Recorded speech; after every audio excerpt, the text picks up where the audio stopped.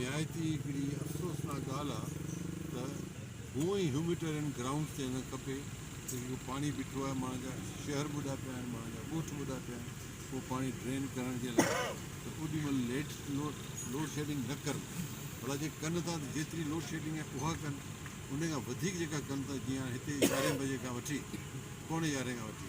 हीअं 5:30 थिया आहिनि, लाइट आहे कान, हाणे पाणी कीअं निकिरे, मशीनूं बीठियूं आहिनि, माण्हू बीठा आहिनि, सभु कुझु अफ़सोसनाक सूरत हाल। मां इन शइ खे मां इंजीनियर सां बि ॻाल्हायो आहे, मां AC सां बि ॻाल्हायो आहे, मां मथे बि इन शइ खे साईं उन खां पोइ हीअ जेके बरसाति जा कुदरती लंघ आहिनि बंदि आहिनि, उन जे लाइ कहिड़ी स्ट्रेटजी जुड़ी आहे? जेके लंघ में ख़ासि तौर सां जेको ढोरो आहे,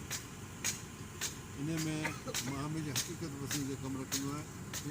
इन में माण्हुनि जो ॾोह आहे, असांजो ॾोह आहे। छाजे करे 2011 में जॾहिं सूरत हाल ठही हुई बोधन जी, तॾहिं इहे सभु असांखे नज़र आया हुआ। ऐं उन खां पोइ असां कम बि शुरू कराया, ढोरे जा बि करायासीं, पुराण जेको आहे उन जा बि करायासीं, जेके बि लंघ हुआ पाणी जा, उहो कंहिंजो 5 सैकड़ो थियो, कंहिंजो 10 सैकड़ो थियो, कंहिंजो 20 सैकड़ो थियो, पोइ सभु माण्हू सुम्ही रहिया त पोइ असीं बि सुम्ही रहियासीं, न सुम्हणु खपंदो। इहा ॻाल्हि हिन भेरे जो फ़ैसिलो कयो अथसीं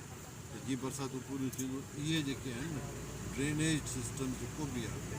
पाणी खे ड्रेन करे थो मथां खां वठी इहो सिंध में हेठि 1.5 फुट समुंड ताईं इन खे पे करे